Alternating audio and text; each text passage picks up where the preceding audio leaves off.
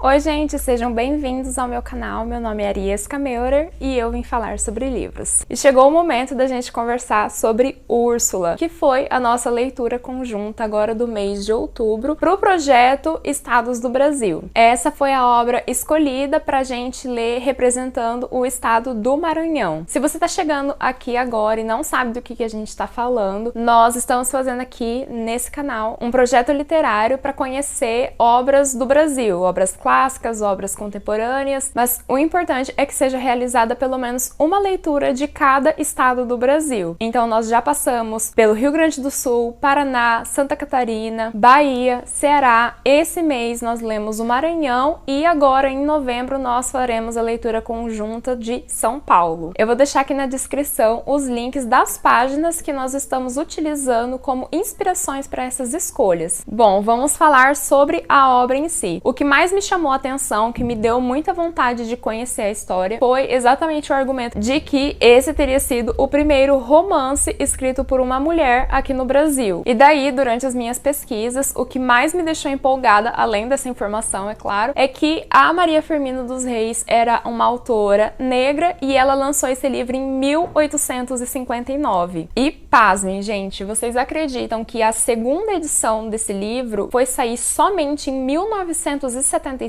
Ou seja, mais de 100 anos se passaram até que decidiram reeditar essa obra, relançar ela aqui no Brasil. Mas vamos então à sinopse da história. Em Úrsula, a gente acompanha essa jovem que é muito pura e muito simples e o encontro dela com um jovem rico que se chama Tancredo. Esse Tancredo, ele é encontrado e socorrido por um escravo que se chama Túlio e ele leva esse Tancredo, esse rapaz, para a casa da Úrsula para que ela e a mãe possam cuidar dele, possam auxiliar nessa recuperação dele. Nesses primeiros dias em que ele está desacordado, eles ficam imaginando o que será que aconteceu com aquele rapaz que tinha a imagem assim, que dava a impressão de ser um jovem rico, para ele estar perdido sozinho no meio do nada e quase morrendo de sede e de fome. E daí ele passa alguns dias desacordado, delirando ali com febre, e quando ele acorda, ele começa a contar a história dele para a Úrsula, o que foi que aconteceu com ele, o que foi que aconteceu para ele chegar no ponto em que ele foi encontrado pelo Túlio. Então ele compartilha uma desilusão muito grande que ele teve dentro da família dele. Ele conta também uma perda que foi um baque muito grande, que mexeu muito assim com o psicológico, com a saúde física e mental dele também. E nesses dias que eles estão passando juntos e compartilhando essas histórias, eles acabam se apaixonando, a Úrsula e o Tancredo. Só que, como nem tudo são flores, nesse meio tempo, um homem mais velho, assim, muito rico, muito poderoso ali na região, ele descobre a beleza da Úrsula e ele decide que ele quer que ela seja a esposa dele. E ele não vai aceitar, não como resposta, ele não vai aceitar que outra pessoa se case com ela no lugar dele. Ele quer porque quer que ela se case com ele, não importa que ela não queira. E daí a história acaba se desenvolvendo em torno desse núcleo, dessa história da Úrsula, do Tancredo e desse terceiro, desse homem rico que aparece para tirar a paz deles, né? Só que, além disso, nós temos ainda outros personagens secundários que eles têm um peso muito importante na história da Úrsula e do Tancredo. O primeiro deles, eu já citei aqui, que é o Túlio, um escravo que acaba encontrando e resgatando, né, salvando a vida do Tancredo. Nós temos também a história da Susana, que para mim, assim, é uma das mais tristes, porque ela é uma senhora africana que ela tinha uma família no país natal dela e enquanto ela estava fazendo uma colheita em um dia comum da vida dela, ela foi capturada por homens brancos, os colonizadores, né, que estavam pegando pessoas negras para traficar e trazer para o Brasil como escravos. O relato da Susana foi o que mais me marcou, foi o que mais pegou assim no meu coração, sabe? Porque ela relata como que foi que ela foi capturada, como que ela foi tirada do seio da família dela, como que ela foi afastada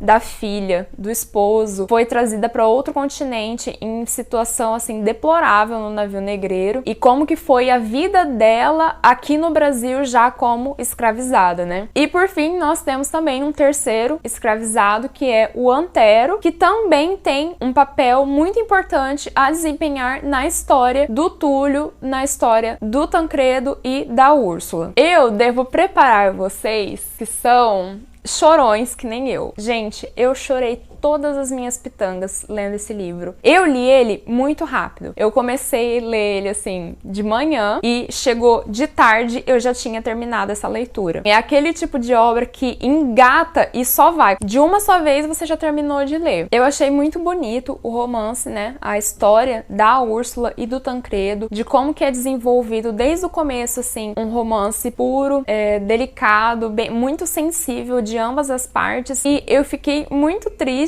quando eu comecei a perceber que esse romance ia, assim, passar por muitas lutas, por muitas dores, porque eles são personagens muito bons, eles são literalmente aqueles mocinhos, assim, de todas as histórias. E daí quando você começa a perceber as coisas dando errado, as coisas atrapalhando esse relacionamento deles, dá uma frustração bem grande. E daí uma coisa que eu achei bem legal a respeito dessa obra, como eu falei pra vocês, foi escrito pela Maria Firmina dos Reis, que era uma autora negra lá no período de 1859, ou seja, naquele período ainda existia a escravidão aqui no Brasil. E além do ponto de vista da Susana, que foi tirada lá do país de origem dela, no continente africano, ela foi afastada da família dela e ela relata como que foi sofrida a vida dela no Brasil, temos também pontos de vista da escravidão do Túlio e do Antero. Então são três personagens que compartilham as opiniões, as dores deles a respeito da escravidão no Brasil. Você consegue acompanhar, por exemplo, que mesmo um deles, depois de ter sido alforriado, eles ainda continuam sofrendo as dores, as imposições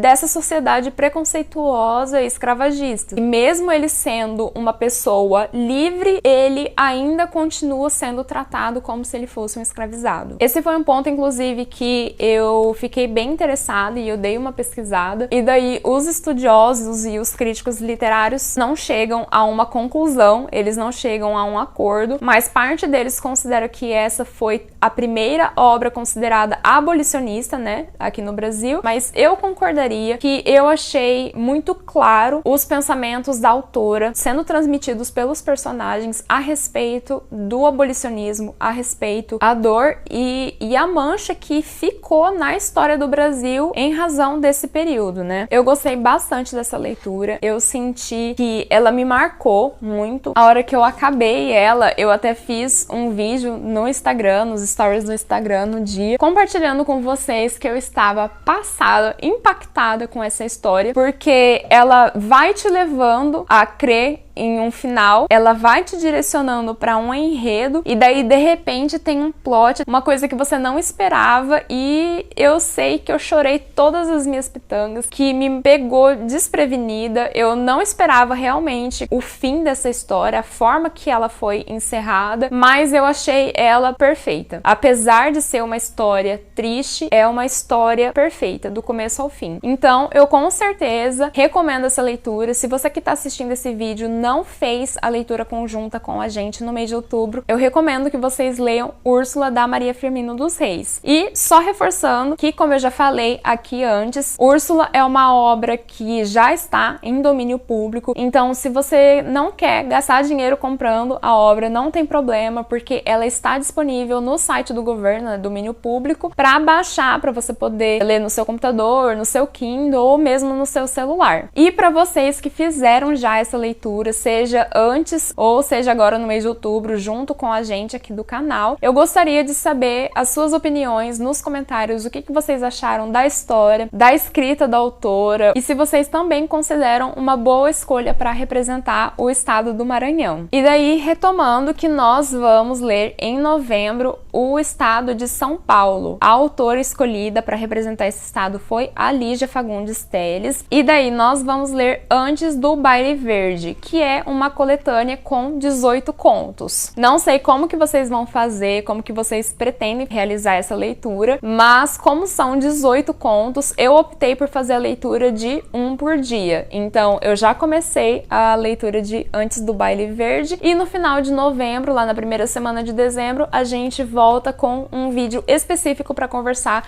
sobre a leitura de São Paulo. Bom, pessoal, esse foi o vídeo de hoje. Muito obrigada por ter ficado até aqui. E se você gosta de conteúdo de literatura, por favor, curta esse vídeo e sinta-se à vontade para se inscrever no canal. Sugestões são sempre bem-vindas. Tenha um lindo dia e ótimas leituras. Tchau!